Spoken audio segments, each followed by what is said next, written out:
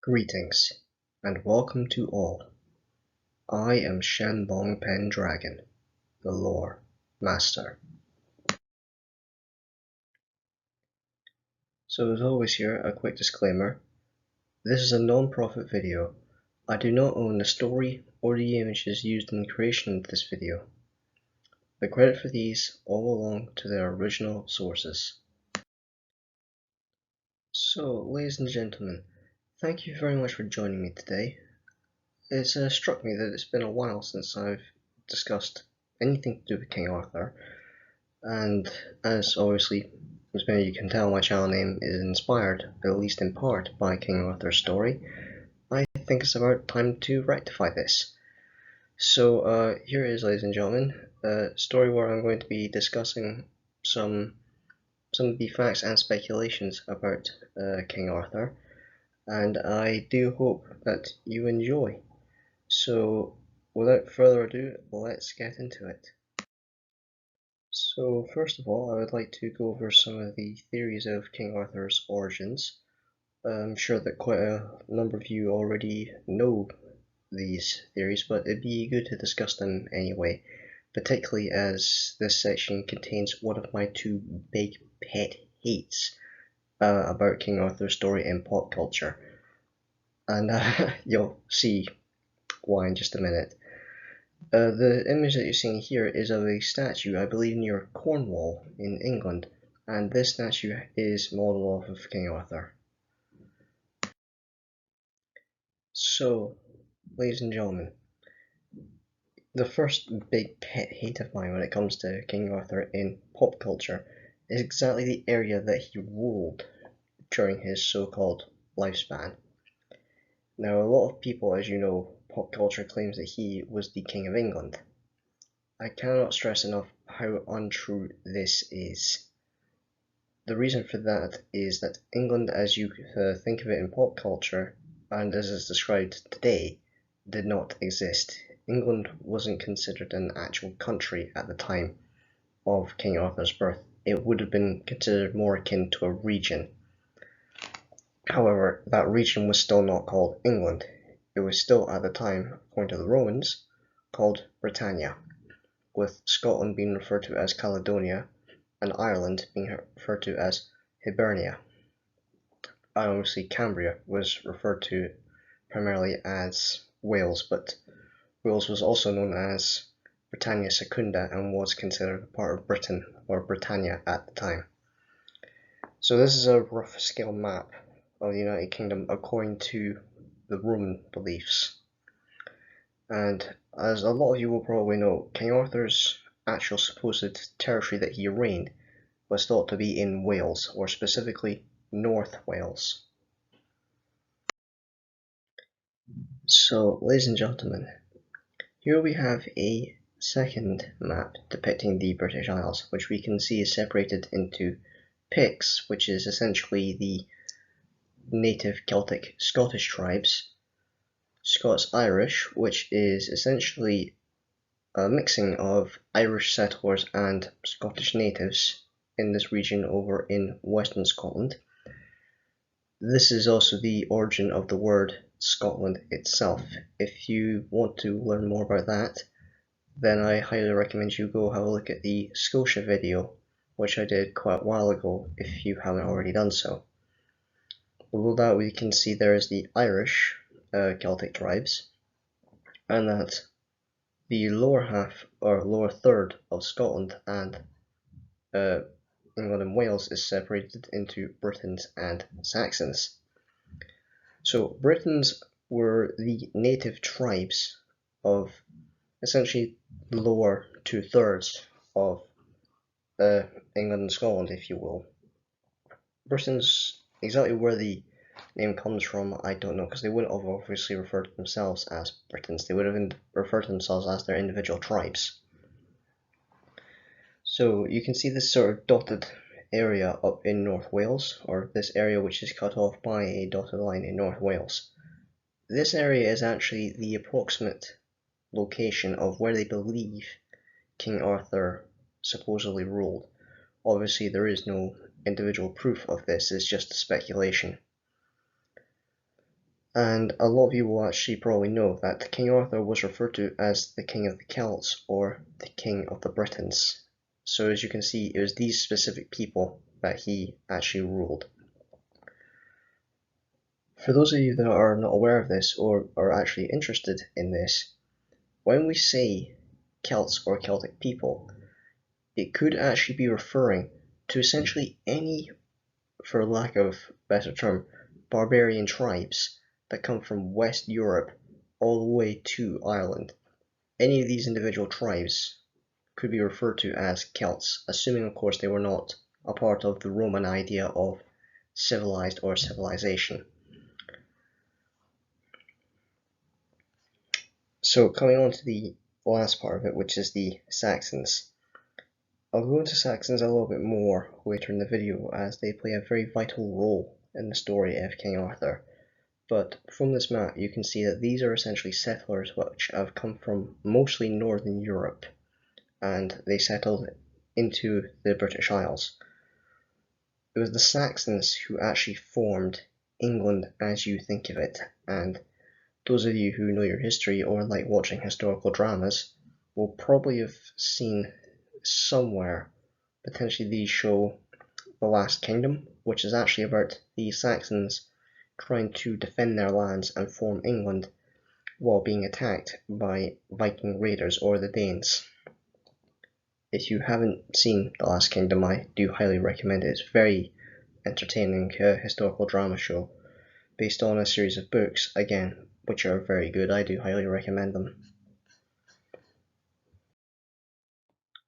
So, King Arthur's story truly begins with his father, Uther Pendragon, who in a lot of stories is referred to as a king or tribal leader or general.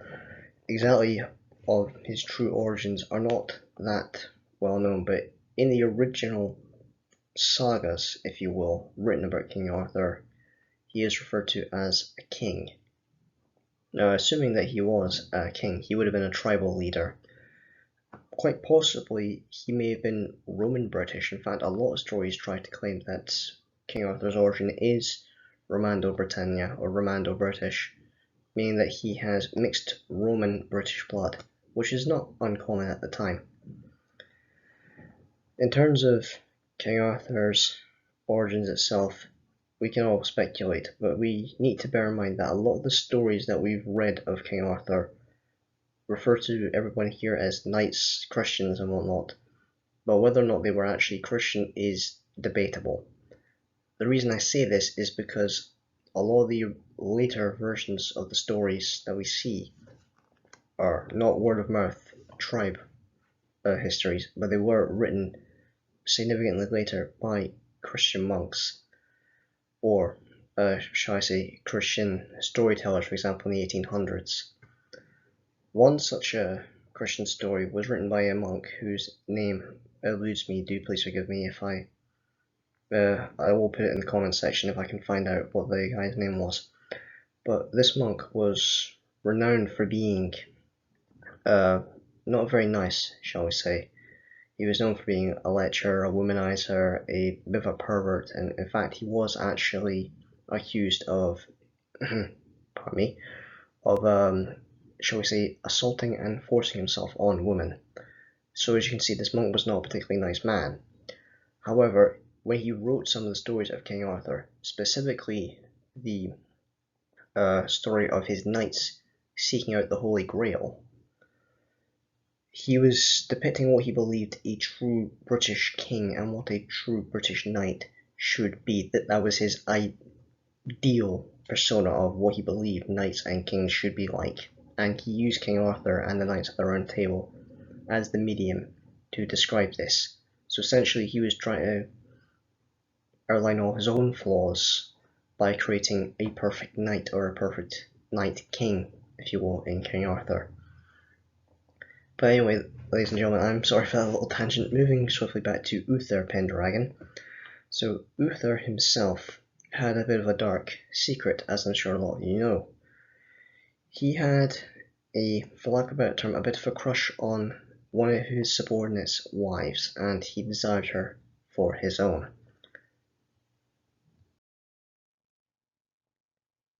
Seeking help for his dilemma, Uther turned to what the stories claim was his greatest advisor, the druid and sometimes rumored sorcerer Merlin. Merlin agreed to help Uther on the condition that, for lack of a better term, a lot of the stories here refer to the product of this dalliance, which means obviously the firstborn child would belong essentially to Merlin, and Merlin would do with the child as he saw fit. Reluctantly, Uther agreed, and so the two of them hatched a plan. Now, whether Uther's men killed the knight in question or the subordinate in question is not well documented, or whether they staged an ambush or whether they sent him on a suicide mission.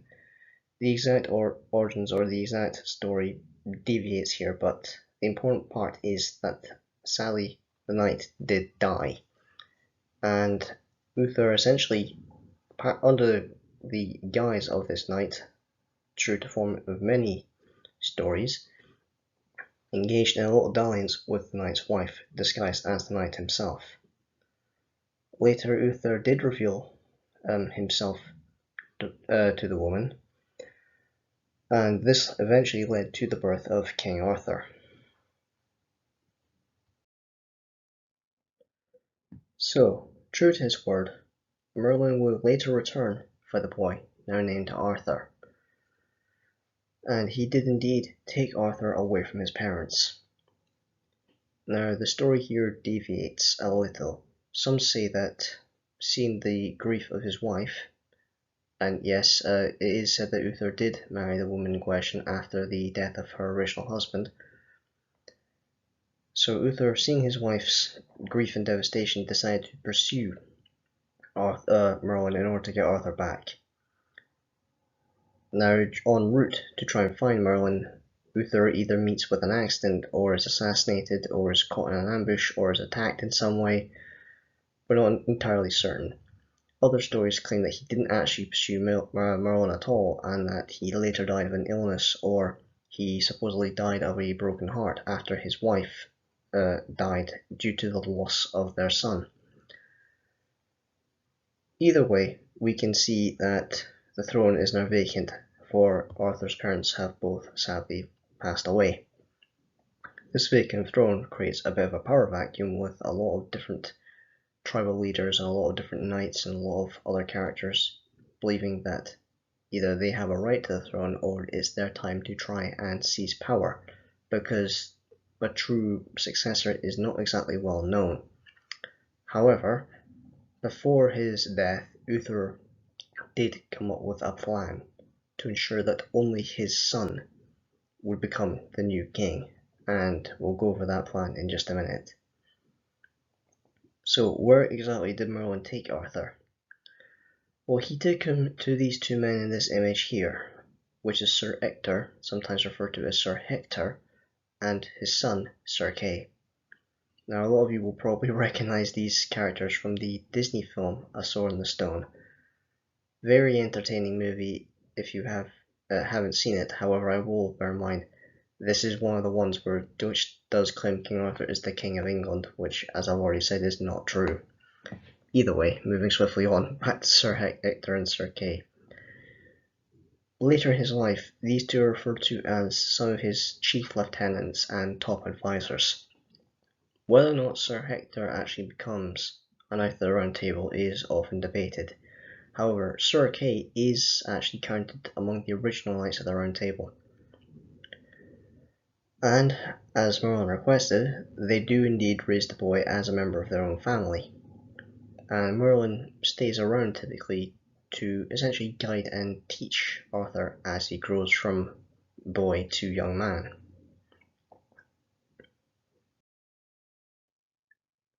So, ladies and gentlemen, moving very swiftly on, we come to my second big pet hate in the story of King Arthur, and that is specifically the sword in the stone. So, ladies and gentlemen, as I'm sure you know, a lot of media and pop culture refer to the sword in the stone as Excalibur. please allow me the personal satisfaction of slapping this down right now, because it is probably my biggest pet hate in the entire story of King Arthur. The Sword in the Stone is not Excalibur. I'm going to say it once more because it is very, very important to the story. The Sword in the Stone is not Excalibur. This sword is Caliburn. Caliburn is the sword of the Pendragons, also known as the King's Sword or the Sword of the King. A lot of the stories take a slight deviating path. Some say that it was Uther that placed the sword in the stone, others claim it was Merlin that placed the sword in the stone. Either way, this is the sword that Arthur draws in order to become king. The scheme was that only the true king could draw the sword from the stone. And essentially, as this was meant to be Arthur, only he could claim the right to be the true king. So, ladies and gentlemen, I'll say once again, because it is my biggest pet hate, this is not Excalibur. This sword is Caliburn. So, when Arthur was still a young man, or a relatively young boy, believed to be in his early to late teens, maybe between the ages of 12 and 16, possibly 17 at the absolute oldest, he would eventually draw the sword from the stone. A lot of time frames argue this. In the Disney movie I was telling you about earlier, it was on New Year's Day that Arthur drew Caliburn from the stone. And this seems to coincide with several stories. A lot of them claim that it was on New Year's Day that the sword was drawn. Either way, it was done in front of a large crowd, and so that there was a large number of witnesses that could see Arthur was meant to be the true king because he drew this sword. Some stories even say, and again this was mentioned in the Disney movie, that he actually drew the sword twice. At the time, apparently he was working as a squire for Kay, who was competing in a tournament. So Kay, while trying to get himself ready, they realized his sword was missing, so Arthur went to go find him a sword. The only one he could find, which didn't belong to somebody else, was this sword in the stone. So he yanked it out of the stone, ran to Kay and said, "Here, I found this sword for you." They then realized, "Oh, hang on, where'd you get this thing? This is the sword in the stone." He says, "Well, I found it, I pulled it out of this stone." Nobody believing him, they all insisted that he go back to the stone and proved it. So, once again, he drew it out. However, this was before a lot of people claimed, well, once it's been drawn, surely anybody could pull it out. However, once the sword was placed back in the stone, nobody could pull it out. Even teams of people couldn't pull it out. Yet this one scrawny young man walks up to the stone and pulls the sword out. So, as you can see, it's proved beyond a doubt that Arthur is meant to be the king.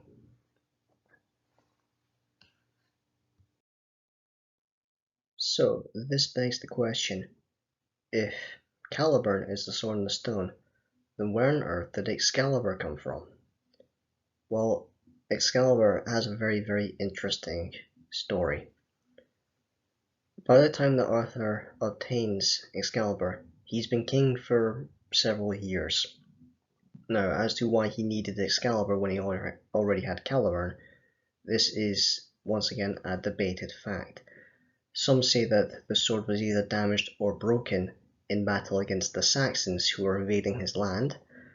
Others say that on the day that Arthur met Lancelot, Lancelot challenged all the knights of the Round Table to a single combat, to a duel, because apparently he was searching the land for a worthy king to serve.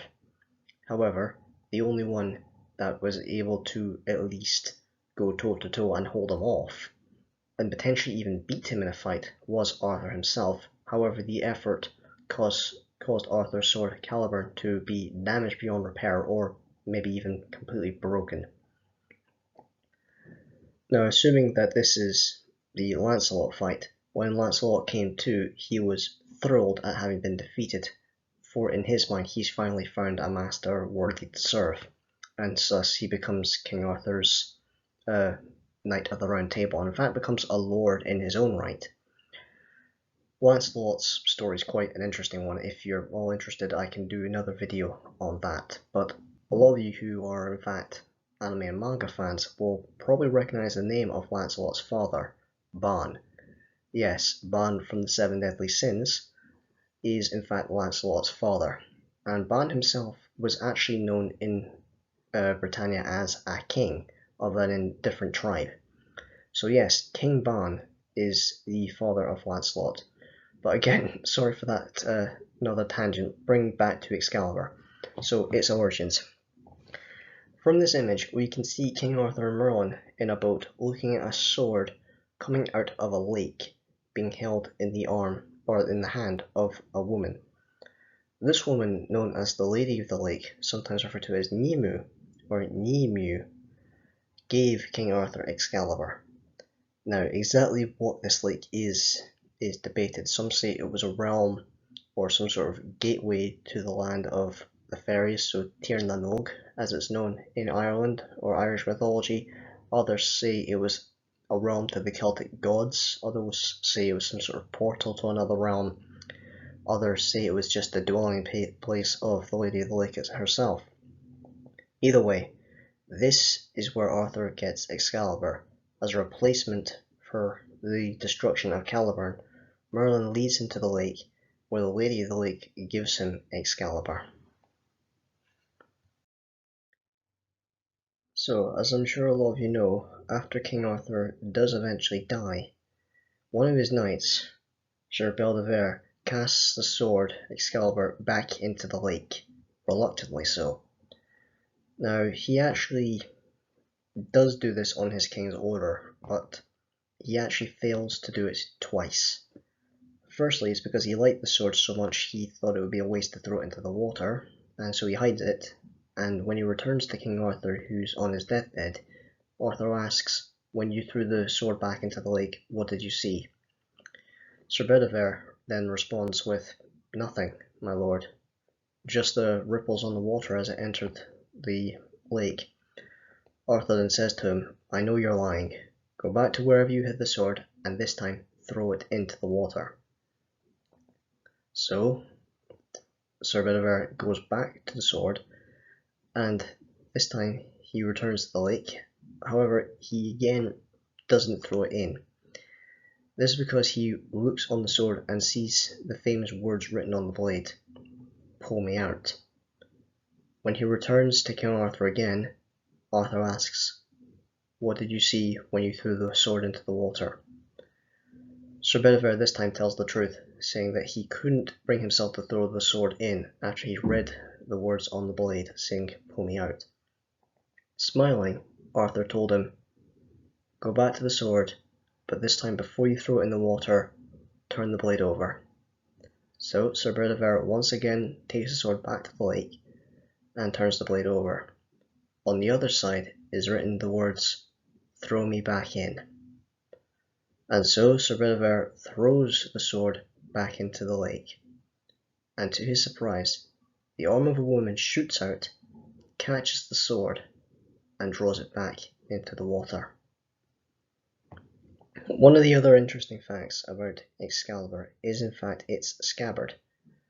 Now, compared to the sword, which is meant to be beautiful, ornate, well decorated, etc., etc., in many other stories, or at least it's ornate in the way that it's still functional for battle, but distinguished from other swords, because typically swords which are too fancy and too ornate are ceremonial and not really suitable for combat, but Excalibur was a supposed exception. Okay, sorry about that. Again, another tangent. As you can tell, I do love the story of King Arthur, but moving back the scabbard. Compared to the sword, the scabbard is said to be quite plain and ordinary. However, it has the trait that whoever possesses the scabbard cannot be killed in battle. So they're essentially immortal while fighting. This was a gift to Arthur from Merlin. However, as I'll tell you about later during Arthur's final battle, the scabbard was snatched away from him. Exactly by whom, it's not known. Arthur himself didn't see, and it's not recorded in the story. but this left Arthur vulnerable to attack, which is why he was supposedly mortally wounded. But in every battle since then, Excalibur was such a powerful sword that no one could best him in a duel or a fight, and because he had the scabbard, no wound would be fatal and no blade could supposedly touch him. Just another little interesting fact about the sword, I do apologise. Anyway, ladies and gentlemen, let's move swiftly on. So, ladies and gentlemen, as promised, I will briefly now go over the Saxon Wars. So, as I stated earlier, the Saxons were a group of barbarian tribes which settled in specifically England during the 400 ADs and 500 ADs. The Saxons themselves originated from Northern Europe, most likely Germany, and again, a lot of people like to claim this is why English is referred to as a Germanic language or based on German or has the same origins as German. It's because of these chaps, the Saxons. Obviously, the Saxons were not the only tribal group to settle in England at the time. There were others, as you saw from that map earlier, but as I call it, history remembers all of them collectively as the Saxons. During their numerous battles together, typically the Saxons and the native Briton tribes like to fight in a very, very similar way. This was referred to as the shield wall. The image that you're seeing here is actually from the TV show I mentioned earlier, The Last Kingdom, where it depicts a shield wall. This one is not the Saxons, this is the Danes from the TV show, but the idea is still the same. The shield wall is a defensive structure which puts a whole load of shields at the front and sometimes over the top. However, although I claim it's a defensive structure, it can also be used offensively. So imagine a group of relatively large chaps holding these shields and they suddenly charge you. That's a hell of a lot of force ramming into you. It would be like getting hit with a battering ram. And this was typically the sort of warfare that was used at the time, and it was very similar actually to what the Romans used to fight like with their heavy infantry. This is different from the testudo, though. A shield wall faces primarily frontways, whereas a testudo protects the front and top and sometimes the sides of the formation and is always a square shape. However, you did also get the circular testudo, which was a Roman way of fighting, based in fact actually off the Greek hoplites, where they actually had a domed phalanx or a circular phalanx. Sorry about that, moving swiftly on. Either way, the shield wall became a very important integral part of warfare at the time, which was used throughout Europe and the British Isles by many barbarian tribes. So this concept wasn't exactly new, but this was the so-called formation that allowed Arthur to defend his lands so spectacularly and so successfully from the Saxon invaders.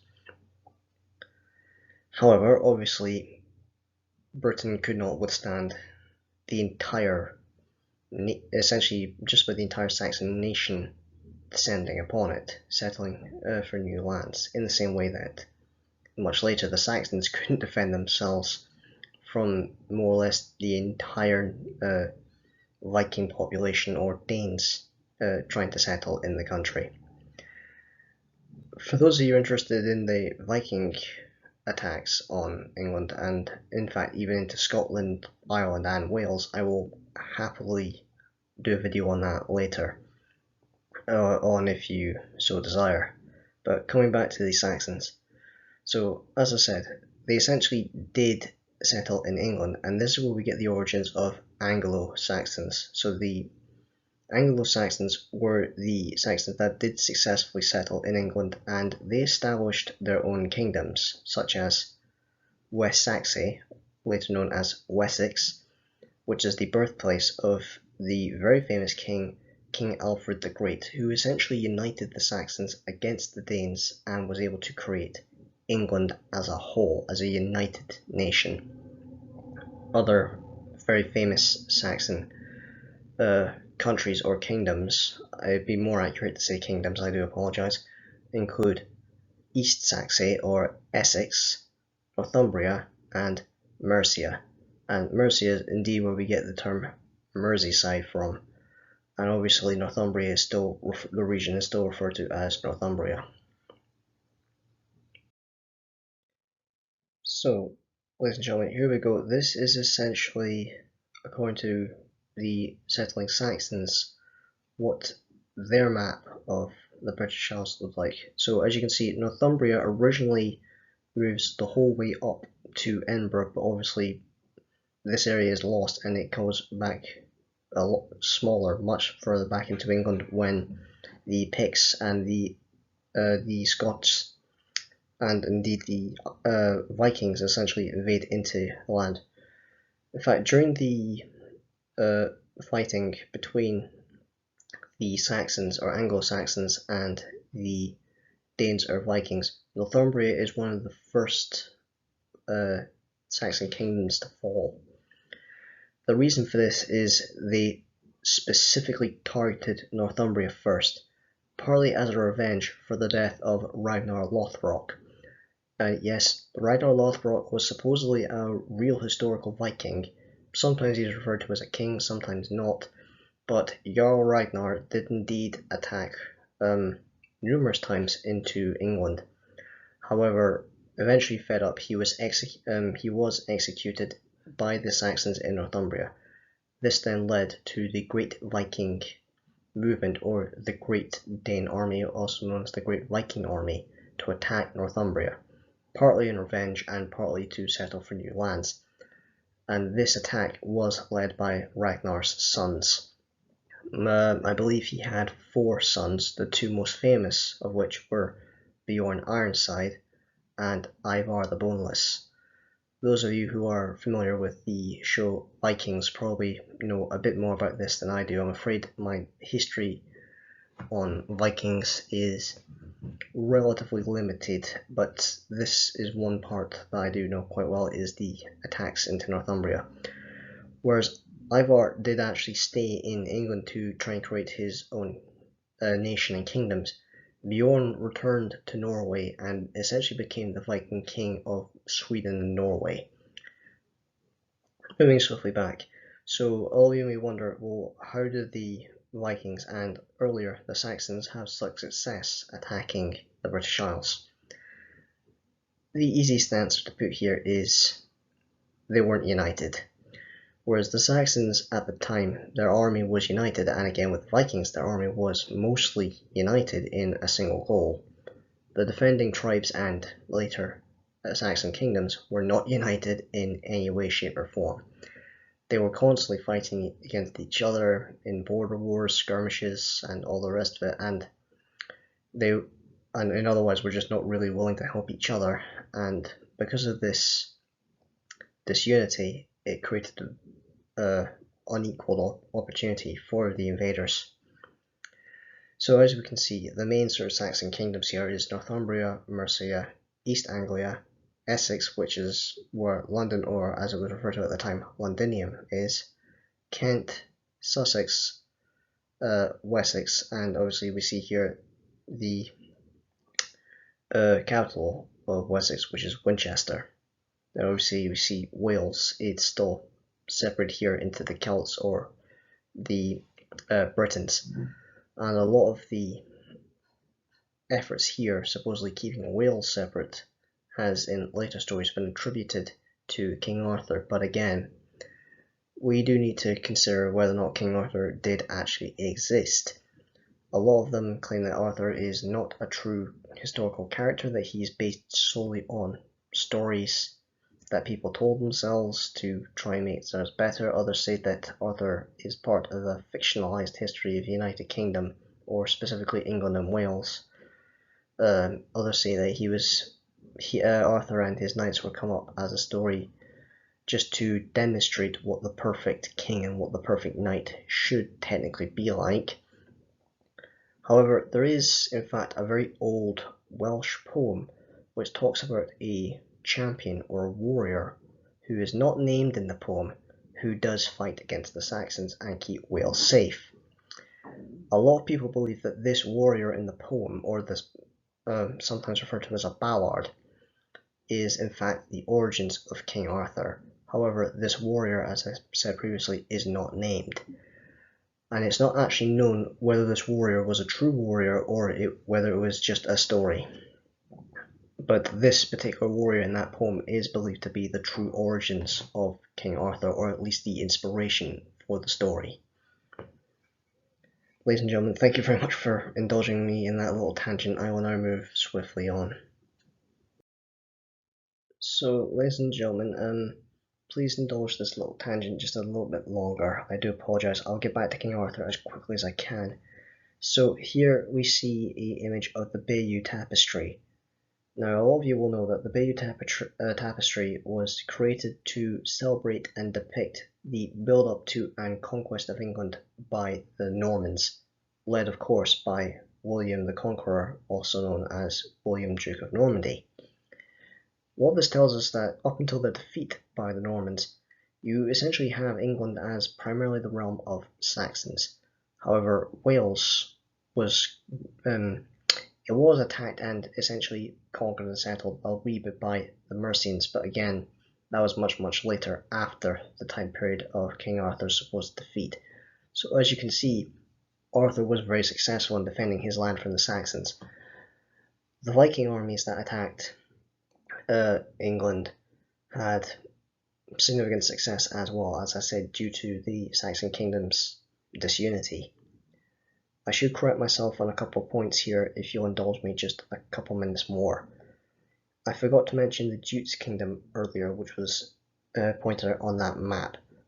This is likely due to my own ignorance. I do apologise. I don't know much about the Jutes Kingdom, if I'm being honest. I know that there was a tribe that came with the Saxons known as the Jutes. However, history often recollects them collectively as Saxons. More than that, I'm afraid I don't really know much about them. I don't know if they actually settled in the Jutes Kingdom, or whether or not the kingdom was later named after them. Again, I'm afraid I just don't know. If somebody does, then please do mention it in the comments. Another fact I should correct myself on here was about Alfred the Great. I did seem to mention that it was down to him that allowed England to be unified as a single nation, or at least a single cohesive force against the Vikings. That was a bit of an overstatement on my part, and I do apologise. It would be more accurate to say that he laid the groundwork for it. Alfred the Great himself did not live long enough to see England united, obviously. He died, I believe he died because of an illness, much to his disappointment, because I'm sure he wanted to see England united, likely under his own rule of Wessex. I should point out that Wessex was actually defeated and overrun by the Vikings, led by Guthrum.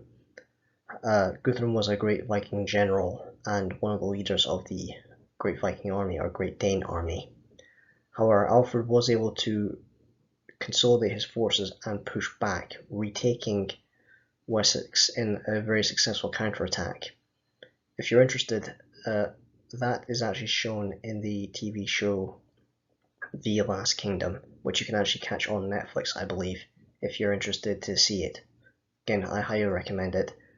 That image of the shield wall that I showed you earlier, that's actually from that battle, where Alfred launches his counterattack and retakes Wessex. Guthrum himself was later pushed back to East Anglia, and under at least the pretense of temporary peace, Guthrum allowed himself to essentially become enamored by Christianity. He eventually becomes baptized as Athelstan, so he changes his name from Guthrum to Athelstan and becomes the Viking king of East Anglia, and allows himself to at least in image become Christian. However, ultimately his heart remains Viking, I should say. So it could be just on a surface as a pretext of peace to allow him to reconsolidate his forces before the next big attack. Exactly what his thinking was, I'm afraid I don't know. But Guthrum and his dynasty is eventually defeated by, I believe his name was Edward of Mercia, and you eventually get a new Mercian dynasty in East Anglia. Ladies and gentlemen, I do apologize for that tangent on the Vikings. I do hope you'll forgive me and stick with me. Right, now let's get back to the story of King Arthur. So, ladies and gentlemen, I'm aware that time's getting on. I've been going on for 40 minutes now, so I'll try to wrap this up quickly. And the last part of the story I should really cover here is Mordred. So, ladies and gentlemen, moving swiftly on, we have here an image of Morgana, or to give her French title, Morgan Le Fay.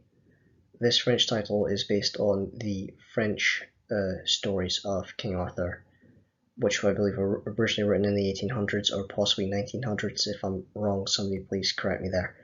Moving swiftly on, Morgana, to give her Welsh name, is the daughter of the knight that was originally the husband of Uther Pendragon's wife and the half-sister of Arthur.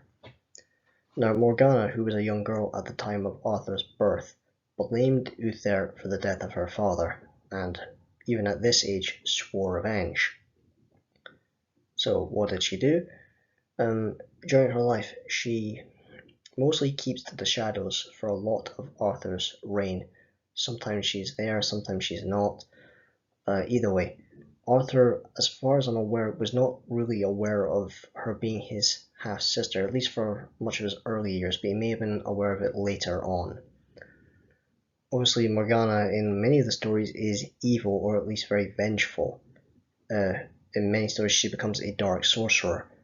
Now, yes, I'm aware that she features as in the TV show Merlin. I should point out I don't particularly like the Merlin TV show that much. If anyone's offended, I do apologize. It is solely my own opinion. I don't like it. I think it's an over-exaggeration of everything, particularly Merlin, seeing him as a young man when he's meant to be this great powerful druid and sorcerer who's meant to be almost ageless but supposedly an old man at the time. Again, I just don't like the Merlin TV show. I do apologize. Either way, moving swiftly on, coming back to Morgana, she is meant to be a powerful sorceress in her own right, or becomes a powerful sorceress, and she of course is the mother of Mordred. Mordred was, in all intents and purposes, yes, her son, but also the tool of her revenge against Uther. Now, Uther obviously being dead, she directs her vengeful spirit and need for revenge against Arthur. Now, a lot of the stories here do deviate a wee bit. Some stories claim that Mordred was Arthur's nephew, and that his father may have been a knight of the Round Table, or may have been a knight from a different nation, or certainly a nobleman of some other nation. The name of the father does sometimes vary. Other stories claim that Morgana disguised herself as Guinevere in order to get revenge on Arthur and seduced him in the guise of Guinevere.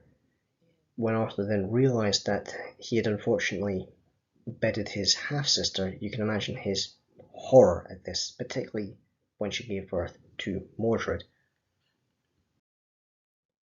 From an early age, we can say that Mordred was likely trained in the arts of warfare, politics, diplomacy, and quite possibly even sorcery by Morgana herself.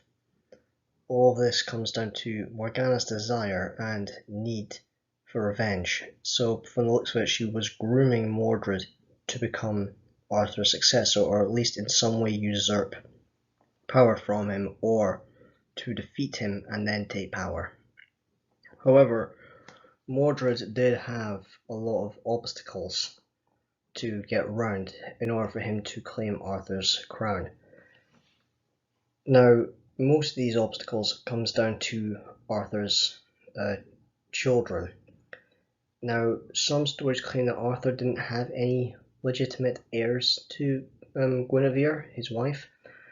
Other stories claim that she did give him children. However, unfortunately, most of them were killed. The exact stories in terms of Arthur's children Many stories do give him children, other stories give him no children whatsoever.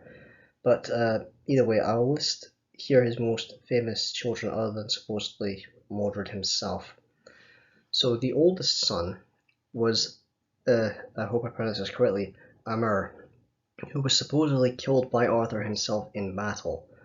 The reasons for their duel or their fight is not known, but Amir's death is recorded in several of the well, at least in all the poems and stories that he is mentioned in. Amir is killed by Arthur, but it's not known why. His second son, Gwydir, was supposedly killed fighting the giant boar Twitch Tirith, and I do hope I've pronounced that correctly.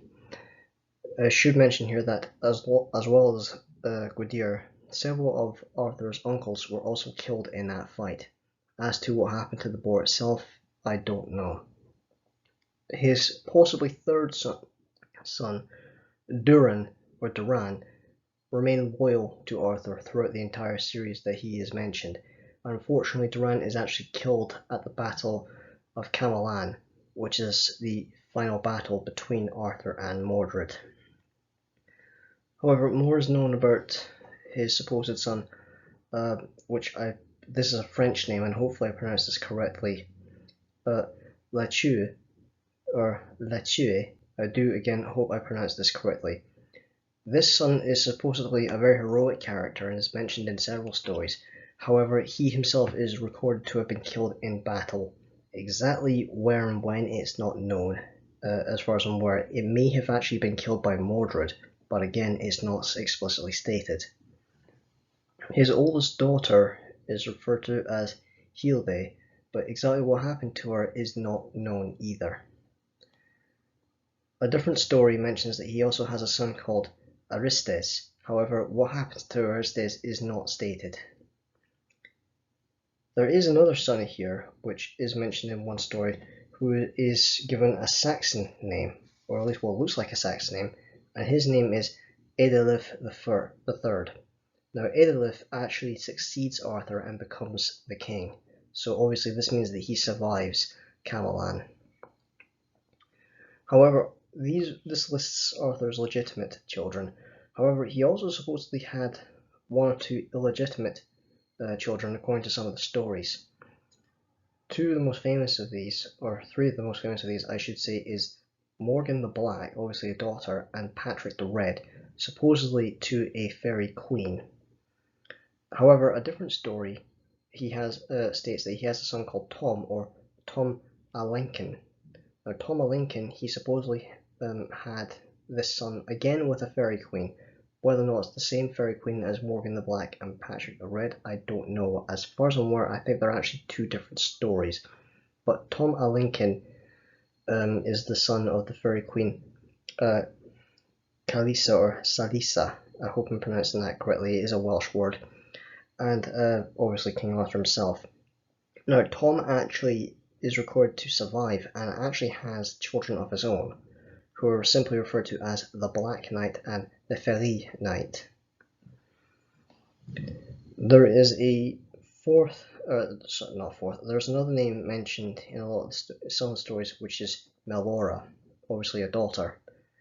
Now, it doesn't actually state whether Melora is Arthur's daughter or his granddaughter, but either way, she supposedly becomes the Knight of the Blue Surcoat. The reason why she takes up the role of a knight is to free her lover, Orlando, who is supposedly placed under a spell from Merlin. Now, the exact details of that, I don't know. I've not read Melora's story, I'm afraid. Again, that is based on one of the French stories. There are numerous stories which depict children of Arthur. Most of them are not connected, but I've tried my best to list a lot of them here. He also has other unnamed children, supposedly, in many other stories, and as I already stated, other stories actually claim that he didn't have any children at all. But going off the premise that Arthur did have children, we can see that Mordred had quite a bevy of contests to get through before he could get anywhere near Arthur's crown. So when we come down to it, in terms of Mordred's story, we can see that a final contest between Mordred and Arthur does seem inevitable. Obviously, there's several stories that say that Mordred was initially loyal, but then later betrayed him, or was at least pretending to be loyal. There is a version of the story in which Arthur is referred to as Arthur the Less. In that version of the story, it's stated that as long as Mordred remains loyal, Arthur won't be killed in battle. A different story states that Merlin warned Arthur that Mordred would be the death of him, and advises the king to seek out and either kill or banish all the children born on the same day as Mordred. Whether or not Arthur goes through with this or not, I'm afraid I don't know. I haven't read that version of the story. But either way, Mordred does survive to adulthood, and as I already stated, a final contest between the two does seem inevitable. While Arthur is distracted by the affair between Lancelot and Guinevere, Mordred takes the opportunity to start consolidating his forces. Now, he's likely been slowly building up power, resources, troops, etc. for a while before this period, but this is the big push and the big decisive moment he's been waiting for to really make the beginning of his campaign and the beginning of his move. Exactly where his forces come from, it's debated. I believe a lot of the stories say that some of his forces, or at least a big part of his forces, may have been Saxon.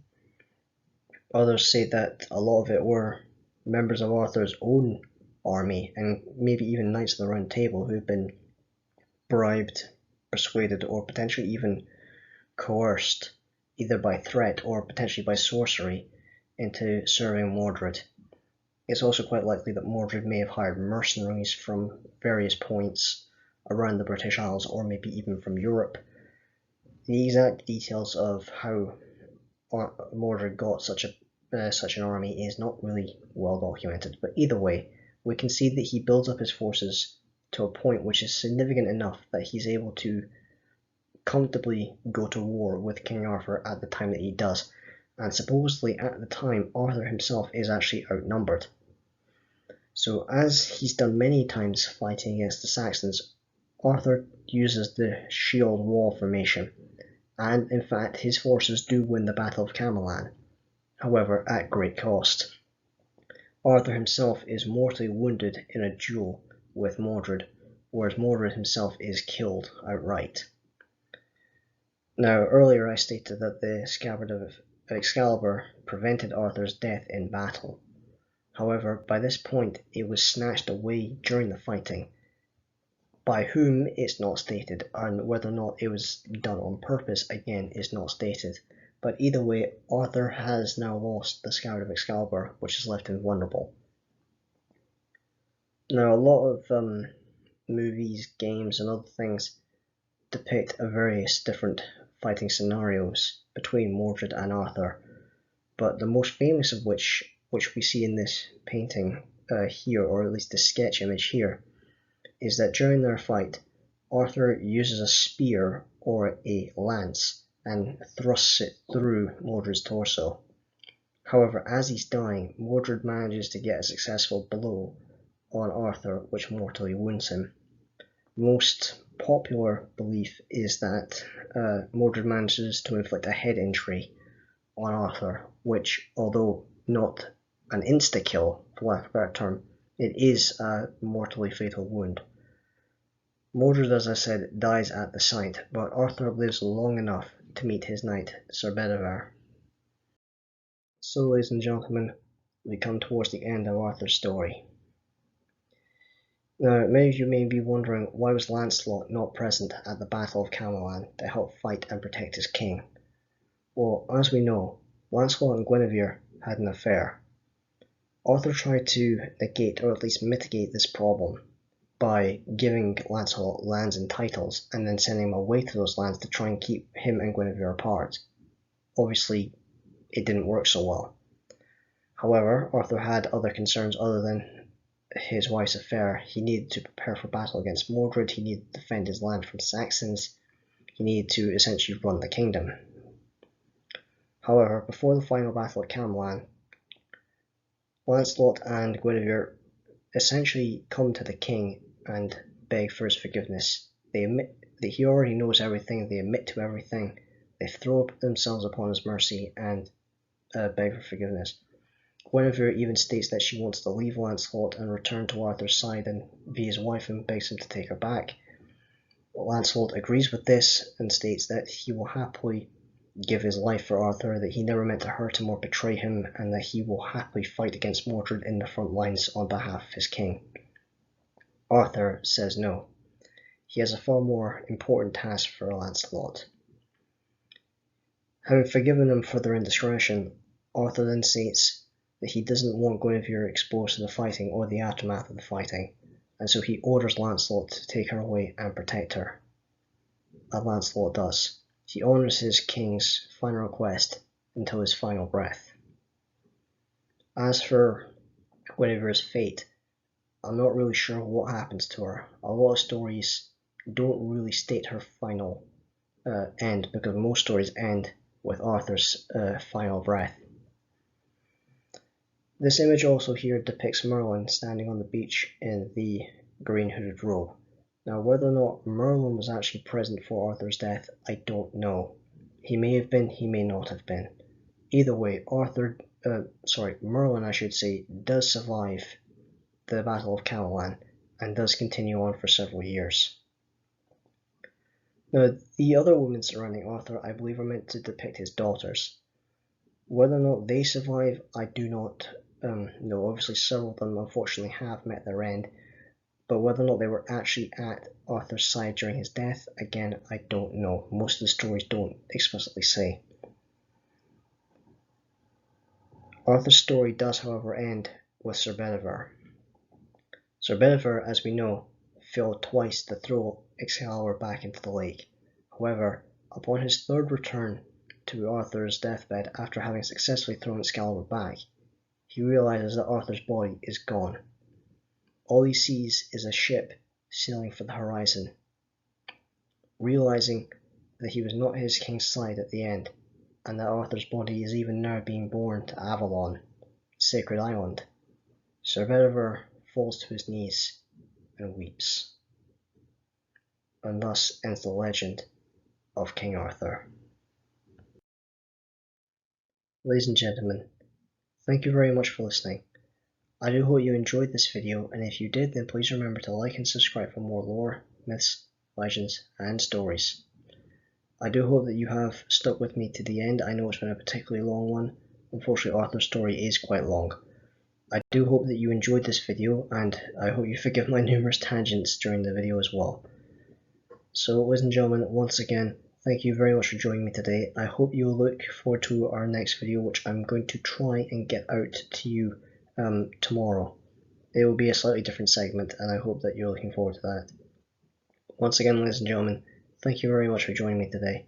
I am Shenlong Pendragon. Until next time, knowledge is power.